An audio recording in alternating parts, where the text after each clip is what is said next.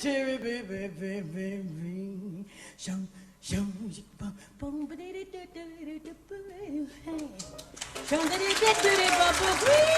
us the story of the first time you met Ella.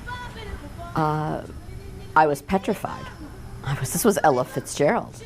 Although my son was little then and he didn't speak very clearly, and he thought we were going to see an elephant, Elephant Gerald. And here he is, he's a grown-up now, and he can say, oh yeah, I used to sit around Ella's kitchen, eat tuna sandwiches. I was swimming in her pool. It was kind of like going to visit your favorite great aunt. You'd sit in the backyard, she'd tell you stories, you'd eat, you'd talk. So then when she passed, and I had to go through all the stuff, it was a large home, and there was an office in the back, and then another office in Beverly Hills. There was so much stuff. Autographed photos of every movie star, every jazz legend. Just stuff everywhere. She kept everything. Thank God. She kept her performance gowns. You know, you'd see her on TV, you'd go to YouTube and you see those clips, and she was always gorgeously dressed. She kept those dresses.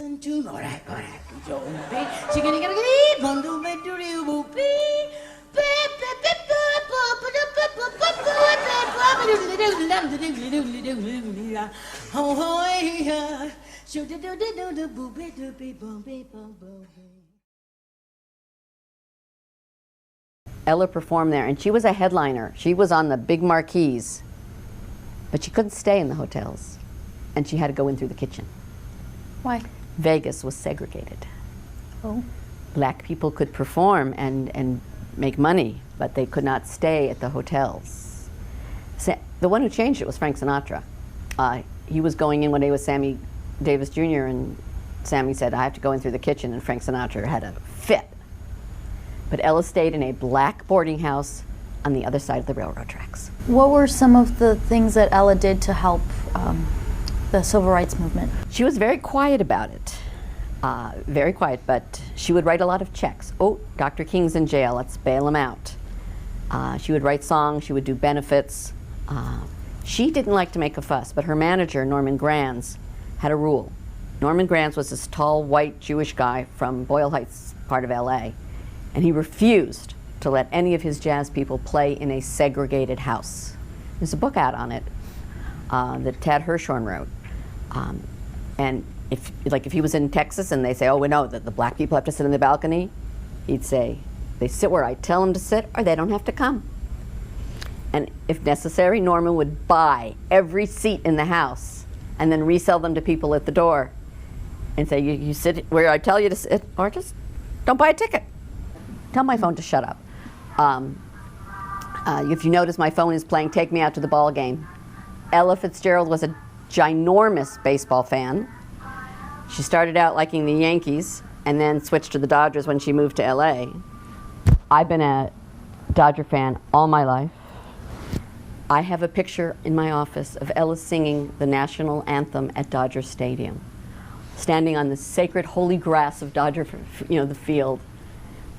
She loved the Dodgers. She liked Pink's hot dogs.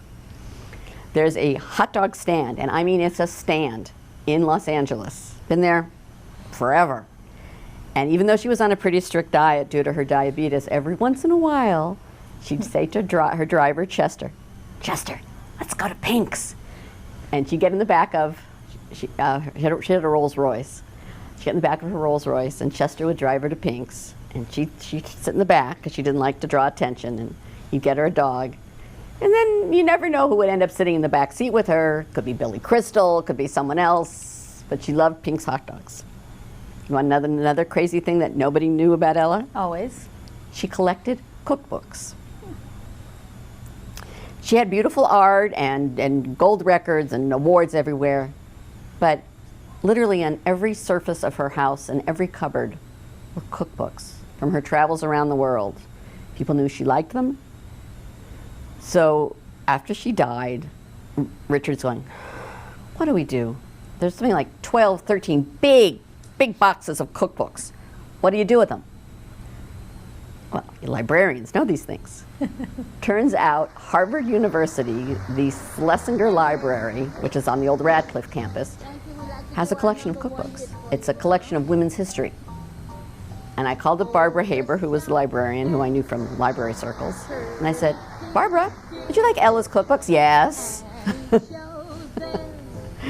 And we packed up all the cookbooks and we sent them to Harvard. And they put beautiful book plates in, and if next time you're there, you want to see them, you can ask. And the ones that Harvard didn't want are at Beverly Hills Public Library. Did Ella herself cook? Nuh-uh.